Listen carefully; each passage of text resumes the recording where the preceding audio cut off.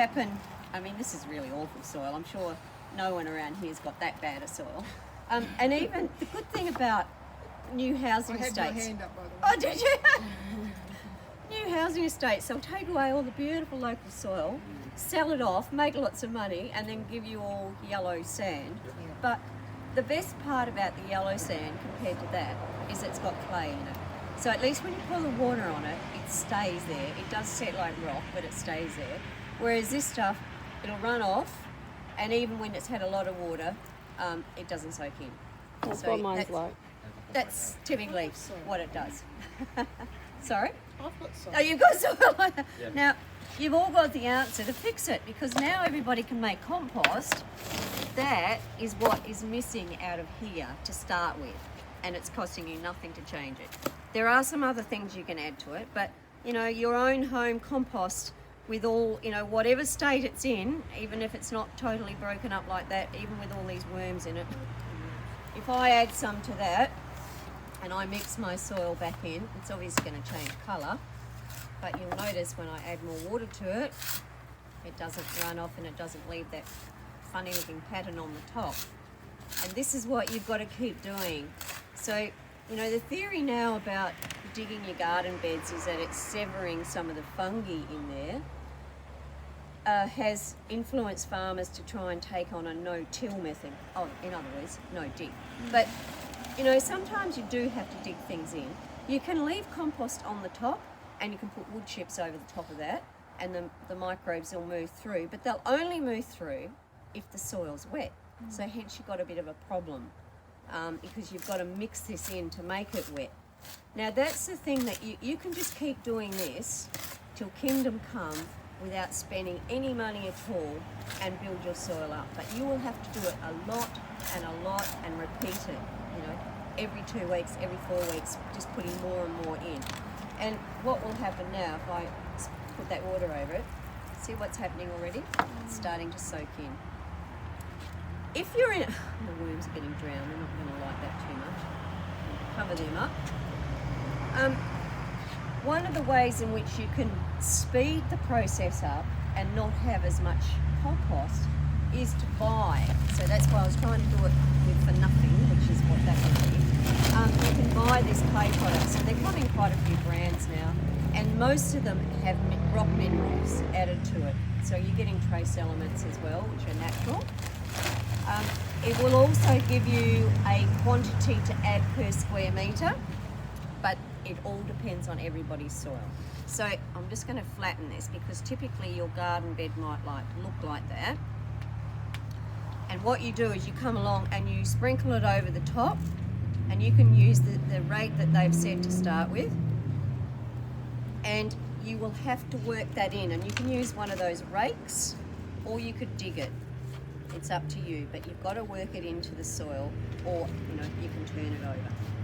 And then what the theory with clay is, because this has all been dug up out of the ground, it's been dried and pulverised and given back to you, at great expense, in a convenient form.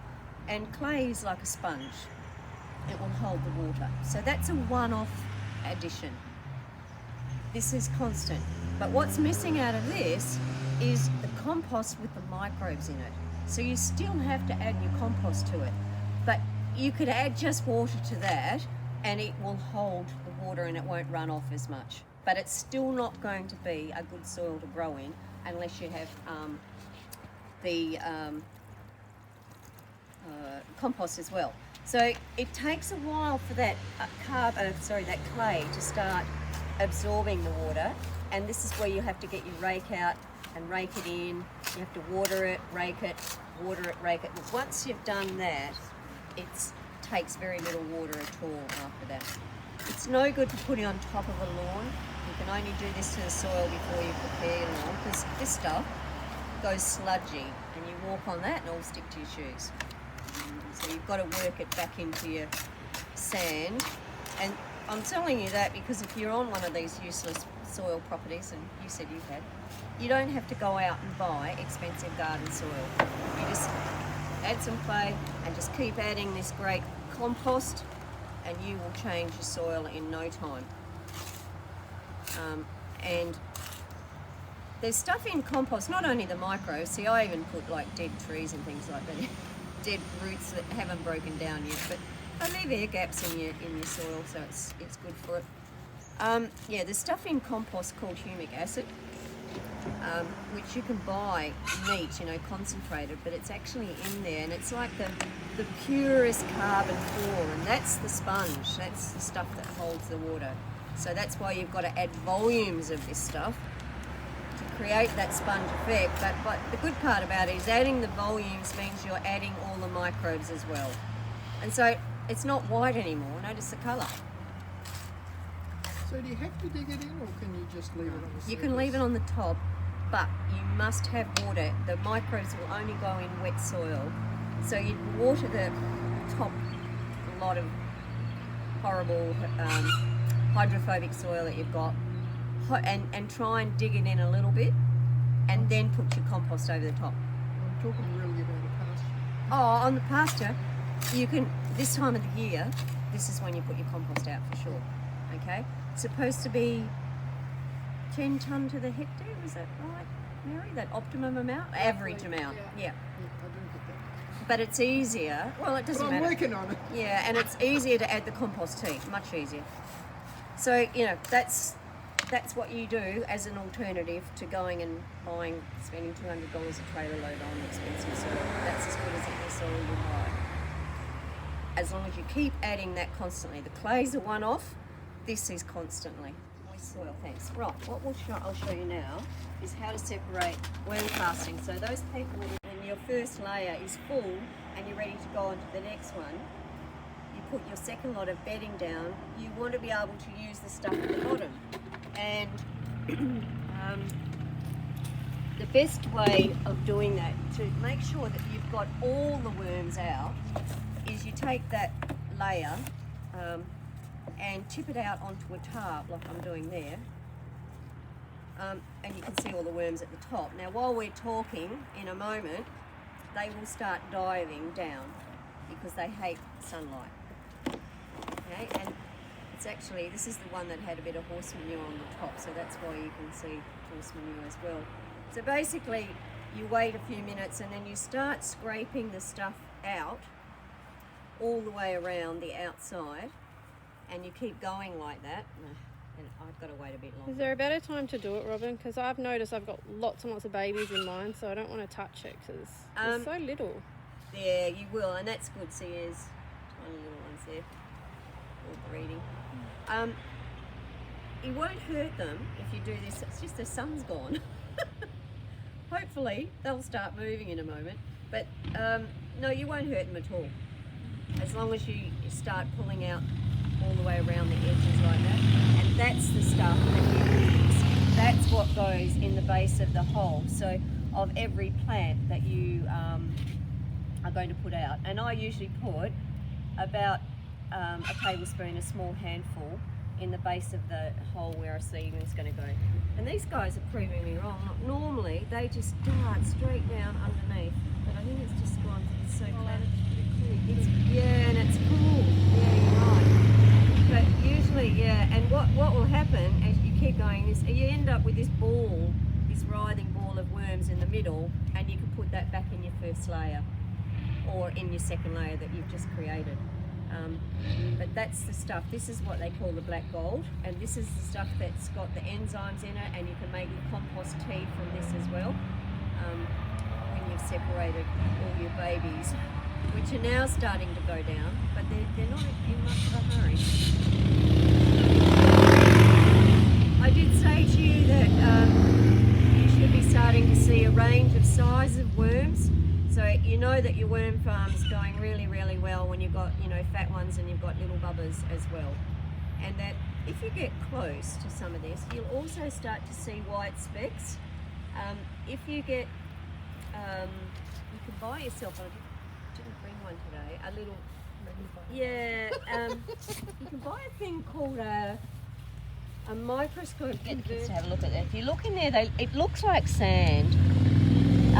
Some of them will take on a yellowish tinge.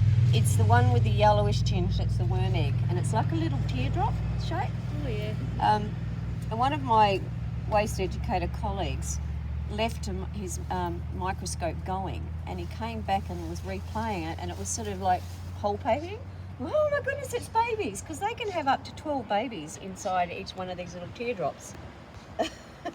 So, there's your magnifying. oh yeah, so I've got dirty hands. So, but the microscope converter goes over that, and you get 10 times the amount. It's got microscopic creatures in it, which is going to prove it's quite good for nutrients when you're raising seeds. You only do a little bit of this because you don't need much, about a third to a sixth in a volume to normal potting mix. And I'm not going to waste too much time on doing it. I'll put those guys, including the worms, who've just had a frightful scare. Had a royal show ride on some kind of vibrator or something. And then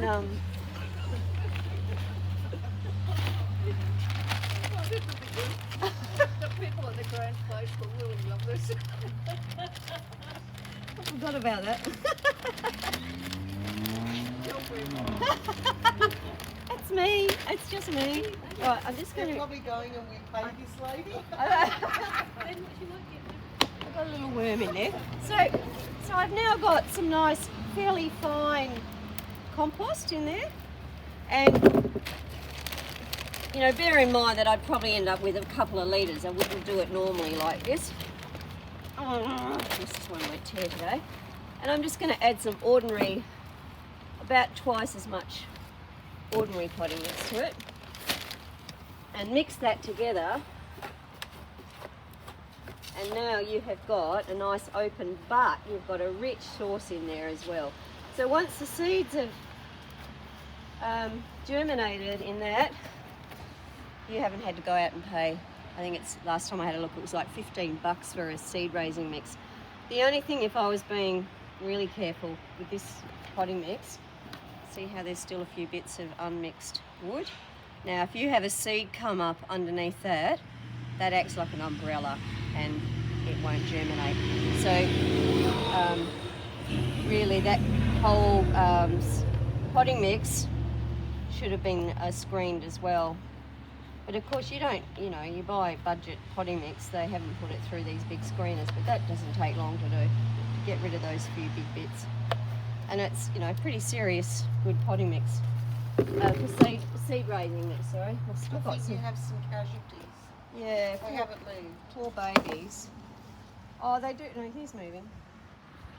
It's funny. He's half through this. Yeah, he's not really happy with what I've been doing. Right, there we go. Method to stop hydrophobia or the wax formation.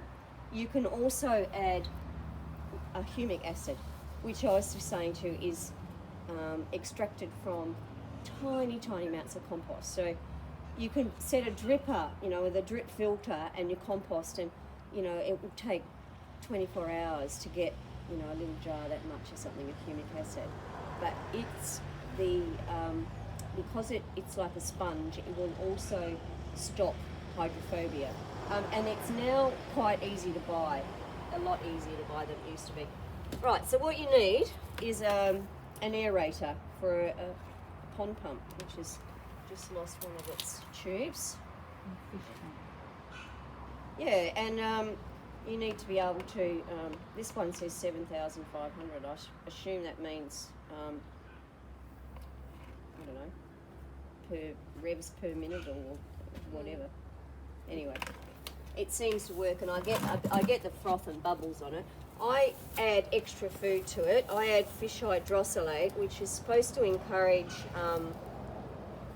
fungi, and as I explained earlier, that's the whole fish ground up. And I usually put in a bucket this size about 2 tablespoons. So you know, I'm not very scientific. So yeah, it's. And it smells, Quite just so you know. And it's not terribly expensive. I buy it from the Green Life Soil Company in a big container like that, and it goes a long way. What about the bokashi juice? That's the fungi based. No, That's bacteria. Mostly bacteria live in your bokashi. Oh, which I haven't shown you yet. I usually put, that was lucky, a teaspoon, a small scoop of seaweed powder in as well, because it's got minerals in it. Not that it's feeding the microbes. And I do the same thing with the humic acid, because it's supposed to also attract fungi. And I generally try and feed my microbes and give them some molasses as well. You need to use blackstrap molasses because it hasn't had any sulfur added to it. And what do you use to kill mildew on grapevines, and also what other things what do they tell you to go and use? Vinegar? No, sorry? Sulfur. It's a very, very old-fashioned way of killing bugs. You used to put sulfur on your skin, what was it, sulfur and briar's balsam or something, and it all fizzed like a honeycomb. And I remember Mum putting some on years ago because it killed fungi. So you don't want to add molasses that has been through a process. So it's like the wine industry. Sulfides and whatever are a natural product of making wine, but they also add extra because they're a preservative. In the sugar industry, sulfur is also a natural product and byproduct, but the more it's processed, the more, I think this is how it goes anyway, I won't hold my life to it, but the more is emitted. So the blackstrap is supposed to be almost sulfur-free, but you can't guarantee that totally. So where would you get that? That's a health shop, sorry, good question, health shop. So what you get from your feed store? No, I suppose, I've used it, and I've used it in those big compost things, and I've still found fungi in the under the microscope. So obviously it doesn't kill it all, but if you want to get maximum amount, then I guess you go for something like that one. Yeah. And then all you do then, after you've got your concoction going like that, is you take your bag. This is a netting inclusion bag for fruit. You just take one of those, and in a 20-litre bag like that, you need to have about a kilo of compost. So I'm going to You're gonna sacrifice. I'm going to try and get some that don't have worms in. So if I do that, I might be able to. Well, you've got your pile over here. And I've got my worm pile as well, my vermicastings. I don't mind about the slaters and the springtails; they breed voraciously, so they'll be okay. And I'm also, I get so soft. When I put the bag, you have to put it in the water like this, and I'll tie it to the handle. And I'll make sure it's there so some of them can crawl up. I don't like killing anything. No. So yeah, you add your kilo of good stuff in there, and you can add. I usually add worm castings as well, because remember it's got the special enzymes that you don't need.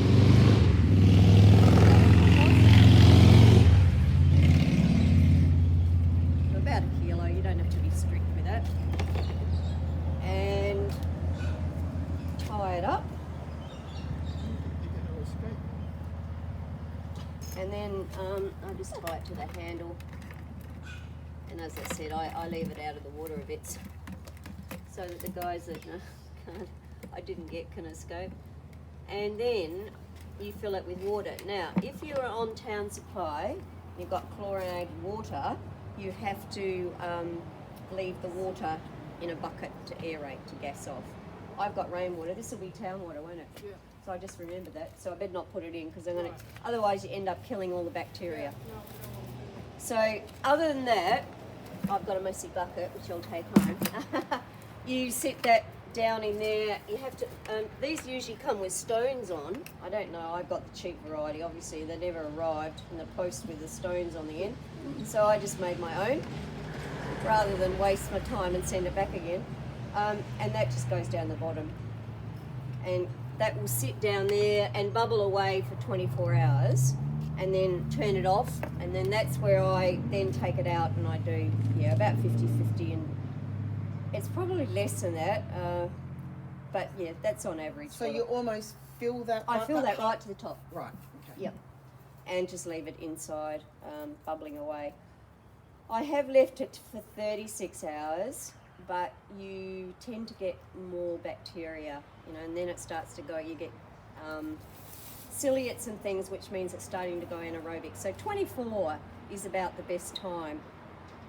You are supposed to then scrub your bucket. Some people say put chlorine on it, because what I don't, I just scrub it with soap and water.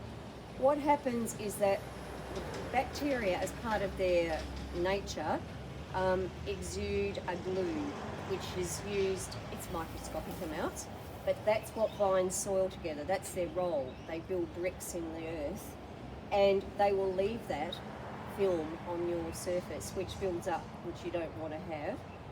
So I usually put the bubbler through, I scrub my bucket clean, and then I'll put the bubbler through, fill the bucket up, clean water, and let that go for about 12 hours, and so it cleans the tubes as well. Do you do anything like that cleaning with your brews that you make? Not really, just a good rinse out and wipe it Yeah. up, but nothing special. No, I've not got hung up on it. And as far as cleaning with chlorine, well, that defeats all the purpose, I think, of trying to be so chemical free. So yeah, after all that effort, we're not going to see the bubble thing. But yeah, that's basically it. Well, I'm just not going to drown those few microbes today. Right, one last. The compost is a waste to have it right down there anyway, where your young plants are. And I'm also a bit of a lazy gardener as well, in that I tend to put my compost out in trenches or in holes. So I've got a lot of my veggies are in a bathtub, and I don't ever plant rows of veggies. It's always multiple groups of different plants for companion planting. And as I harvest things, I'll either be saving for seed or they've just died. I will just dig out a bit of a trench and put some of the compost in. So you either do that, or you dig a hole where you're actually planting your soil. So worms, I'm disturbing you again, I'm so sorry. So I'm putting my compost down in my trench. So is your potting mix that you put there, is that what you're calling soil? Yeah, that was my soil. Yeah, it's not, you don't actually put potting mix there. Oh no, I wouldn't have put. Yeah, this is my your garden imaginary soil. Yeah, Yep. yeah. I'm just trying to sort of give you an an idea. example. Yep. And that was my trench, and then I cover that, and you can plant direct in it. But that way, the microbes are happy, the chooks are happy. They're not going to nick your worms or anything like that, and you're introducing the microbes to the garden. So I think it's easier digging trenches everywhere like that. But then if you've left so many plants, like, you know, sometimes I've got plants here, there and all over the place that I'm saving seed, so it's a bit hard to dig a wiggly trench. That then becomes easier to just dig individual holes. But I've now, plastic in there. I've now introduced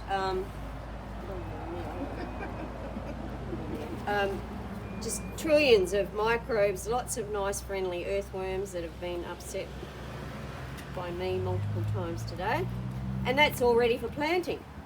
Right, so then I've just bought a whole lot of self-seeded plants here from home to show you what to do. Thing for a cake tin. So, I said that's a different use for a cake tin. well, I used it for a cake tin for ages, and then I decided that maybe aluminium wasn't so good, and I went through that period. Put it outside, and I was going to use it for a water container. All the water fell out, so I had fine pinholes in it. Yeah. So it's anyway. So what I'm going to do now, I'm going to take some of this off and show you. That would be about all I put in the base of my little seedling that's going in there, and I'm just going to dig up that my Zuna plant I dug up this morning. put that in there, and that's going to be extremely happy with me. Now all my seedlings that I plant out, I would, after having done that, I would then get a watering can with 1 spoon of seaweed powder because it's got minerals in it. It's like a anti-stress powder, and it goes all over the leaves, and they just, you know, they never flop. You know how like you put out a lot of seedlings, sometimes they go, I don't like you. That seaweed powder is brilliant for doing that, and So it's cheap. Is that same as sea salt, or? It is kind of, yes. But Sea that's- salt has pretty much been added with water.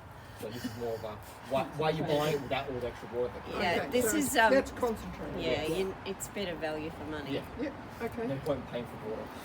Exactly. And there's a few brands, but you know that's quite a good brand. But so yeah, that's all you do. And then if it's a really young seedling, like this lettuce one.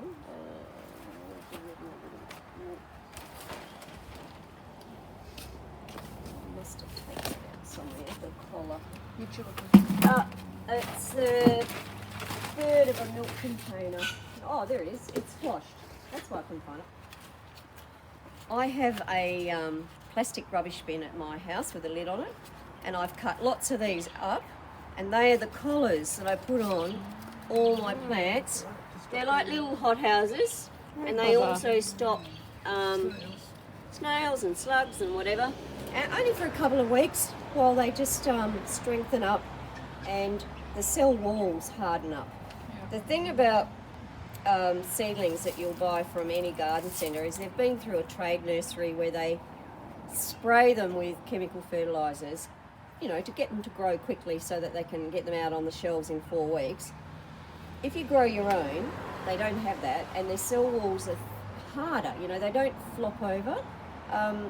And I've just found growing your own seeds, I rarely have slader attacks. But then I know that the garden's pretty well balanced as well, so I don't have many sladers, but I mean, you saw them in the compost, there's plenty around. Be careful when you put out your compost that you haven't got any sladers trapped in your little milk. Yes.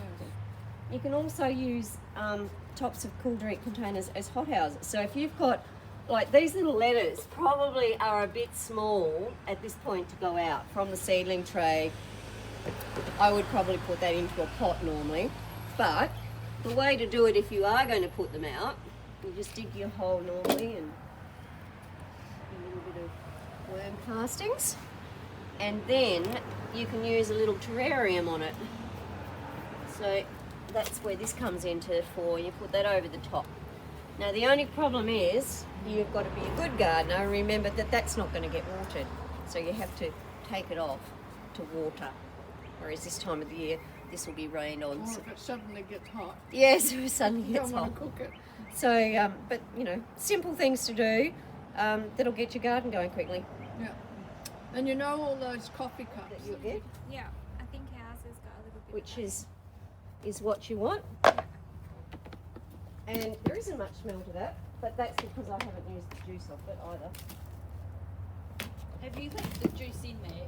You didn't I juice did, it? yeah. And it's actually really, I've done such a good job. of compacting it. So do you have to pull the juice out or not? No, you don't. And it's smelly down there too. I'm just going to get the trowel, and also be wary of the black thing at the bottom. I've lost mine. I have no idea where it is. Ooh. Oh, because There's you've no thrown it in the smell-o-vision hole. on the video. Cool. It's in a hole on the property somewhere. It's definitely alcoholic, isn't it? Yeah, so down the bottom that's quite anaerobic now, but look, you know, even the coffee grinds are still the same shape as they were.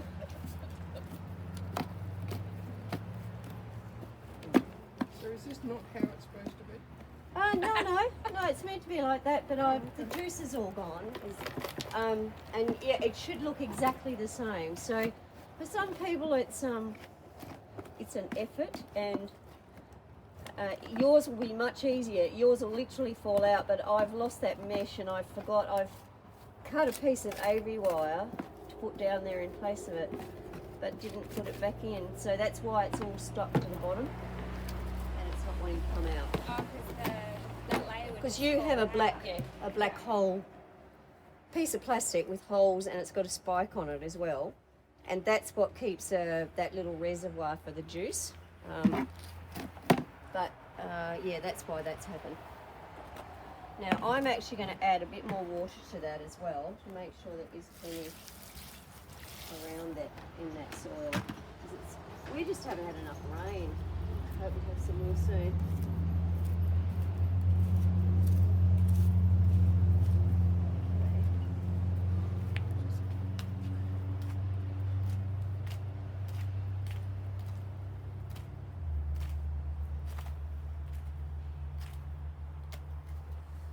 Give that a bit of a...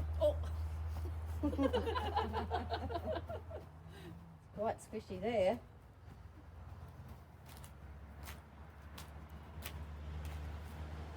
Alright, so we'll have to come back. Maybe because it is dry, we'll give it a month back. So what's the date? 5th of June. Come back on the 5th of July and we'll get the shovel out and we'll have a look. Oh, you're going to be here for another follow-up workshop? Oh yeah, 2 weeks? 19th. Oh, we could have a look then, but I don't think Too soon. too soon. Oh, what I was going to do was get the pH meter done.